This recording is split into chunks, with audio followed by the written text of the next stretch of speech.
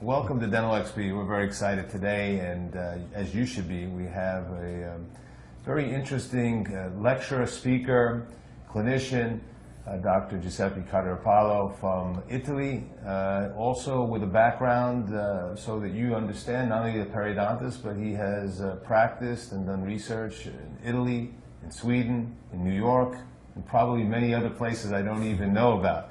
He has worked with some of the leading clinicians and researchers around the world in periodontics, and right now maybe he's doing some of the most cutting-edge information and research on not only regenerative dentistry, but also in particular management of the extraction site and some of the remodeling and bone changes that occur after extraction of teeth, in particular, and how they respond to implant placement.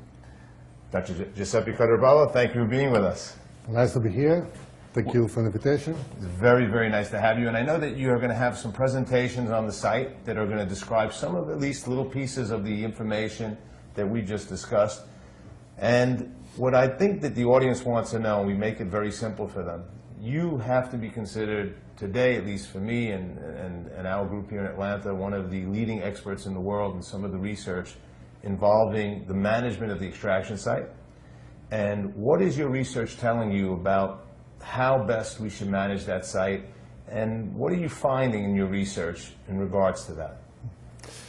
So, not to make some kind of summary of 10 years of research, I have to say first thanks to Jan Linde, because he opened up my way to think about this topic. I think that today, after all this year of preclinical research, clinical research, I think that we can go from immediate placement in incision socket. Of course, we cannot do always everything at the same time or in the same way. Maybe in some cases we can go for flapless. We know that we have less bone resorption. But sometimes we need to open. So I don't think that always we can go for flapless. We need to open, we need to see. Of course, if we open the flap, we create trauma. Therefore, we need to graft the site.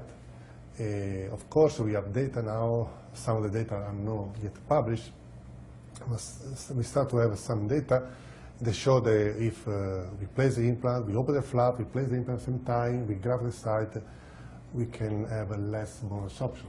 This is very important. I think it's very important what Giuseppe just said, because a lot of the research hasn't actually shown that particular aspect when you raise the flap, or not to raise a flap, in the controversies, and also to place an implant on extraction or not to place and stage the implant, or to delay placement. There's a lot of different, very respected clinicians and researchers, people like Uli Grunder, Danny Boozer, Dennis Tarnow, and many people have been telling the audience and the people and the members of Dental XP, you know, which way to go. And I think that what you were saying is that we really have to look at each situation as a separate issue.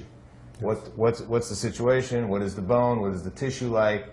And then the ability to place an implant at time of extraction is certainly possible, and when it can be flapless has advantages, but when it's not flapless, that grafting the site is very important, and the research that you're going to be coming out with in the future that actually compares now the flapless versus the flap grafted areas is going to be very interesting. Yes. What are you seeing in the early parts of that literature? I see that when we graft the site, I think there's give to the clinician very big advantage. Of course, it's very important also with which material we graft. That's very important. Not all the biomaterial are the same.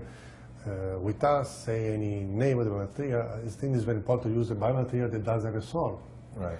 Because if you need to use something that keep the side the same dimension, right, similar dimension, because more or less we have 10% of resorption, we need to use a biomaterial that do not resorb. Right.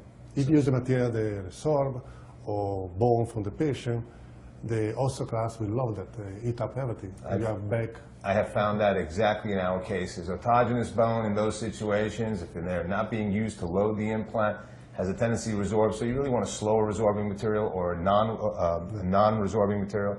Xenographic products are certainly ones that you've used, that we've used, and I think are certainly on the outside of the buccal plate it really has to be that material. So I think that we're in agreement with that. A very significant secondary question is the time frame for follow-up of these cases, because a lot of the research done on animals were looked at over a period of months, and in humans we've seen changes occur to the ridge form, to the color of the tissue, to the thickness of the ridge, up to 12 months or more after placement of the implant. How do we actually build that into the philosophy of treatment? Yeah, what all the study that we did, the data we have until now, we don't have already long-term follow-up. This is very important. All these are clinical research. They come from preclinical study, and now we need to evaluate with the follow-up if the bone is still there, if the ridge has the same dimension, and also, what is very important, to see from the aesthetic point of view, if the papilla is there, the soft tissue margin is there. Right. Because if the bone collapses, it will be possible that probably also soft tissue will collapse, so the aesthetic will be bad. Right. Well, I think we have to look at two very big things in the future. I'm sure that he's going to be doing a lot of the research. We have great research coming up with other experts who've been on the site. Ronald Young from Switzerland, who presented the XP, talking about the importance of tissue thickness.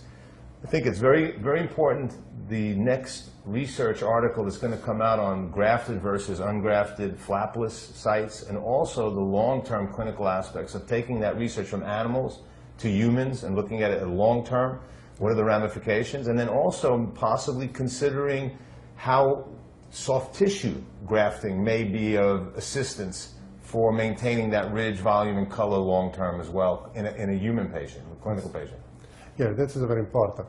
I think the next step that we must do, actually I'm running now a clinical study when we have different bile type.